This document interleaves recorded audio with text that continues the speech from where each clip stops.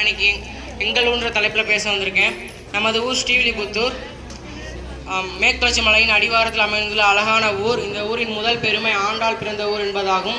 ஸ்ரீ கோதை பிறந்த ஊர், கோவிந்தன் வாழும் ஊர் என்பார்கள். மனித பெண்ணாக பிறந்து கடவுளையே பெருமாளையே ஆண்டதால் ஸ்ரீ கோதை நாச்சியார் என்று அழைக்கப்பட்டாலும் ஆண்டாள் நாச்சியார் என்றே அழைக்கப்படுகிறார். விஷ்ணு பகவான் இங்கு வடபத்திர சயனர் என அழைக்கப்படுகிறார். ஸ்ரீவில்லிபுத்தூர் ராஜகோபுரம் தமிழ்நாட்டின் அரசு சின்னமாக முத்திரை பதிக்கப்படுகிறது. நமது ஊர் உருவானதில் ஒரு சிறுகதை உள்ளது. அந்த மல்லின்ற அரசிக்கு ரெண்டு புதல்வர்கள் இருந்தாங்களாம். ஒருத்தன் பேர் வில்லி, இன்னொருத்தர் பேர் கண்டன்.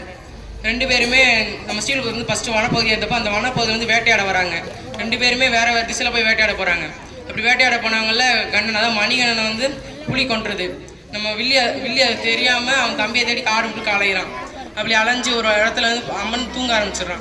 அப்படி தூங்கும்போது அவன் கனவுல விஷ்ணு பகவான் வந்து, உன் தம்பியை புலி கொன்றுச்சு, நான் அவனை சொர்க்கத்துக்கு அனுப்பிட்டேன், நீ இப்போ வந்து எனக்காக இந்த காட்டை அழிச்சு ஒரு புது நகரத்தை உருவாக்காங்க, எனக்கு ஒரு கோயில் கட்டு அப்படின்னாராம். வில்லி வந்து அடுத்து வந்து அவங்க அம்மாட்ட போய் சொல்லி அவங்க ரெண்டு பேரும் சேர்ந்து இந்த காட்டை அழிச்சு ஒரு புது ஊரை கட்டினாங்களாம். அதனால ஸ்ரீவில்லிபுத்தூர்னு பேர் வந்துச்சான். புதிய ஊராக இருக்கிறதுனால புத்தூர்னு முடியுது. நம்ம ஊரோட மற்றொரு பெருமை வந்து விருதுநகர் மாவட்டத்தோட கிளை நீதிமன்றம் நம்ம ஊரில் இருக்குது. அது மட்டும் இல்லாமல் பால்கோ வந்து நம்ம ஊரோட பால்கோ வந்து உலக பிரசித்தி பெற்றதாக இருக்குது. அது மட்டும் இல்லாமல் கால்நடைகள் பசுக்கள் வளர்ப்பு இங்கே அதிகமாக இருக்கிறதுனால பால் உற்பத்தி இங்கே அதிகமாக இருக்குது. பால் ஏற்றுமதி இங்கே செய்யப்படுது. அடுத்து கலசலிங்கம் பல்கலைக்கழகம் இங்கே இருக்கிறதுனால பலதரப்பட்ட படிப்புகள் சொல்லித்தரப்படுது.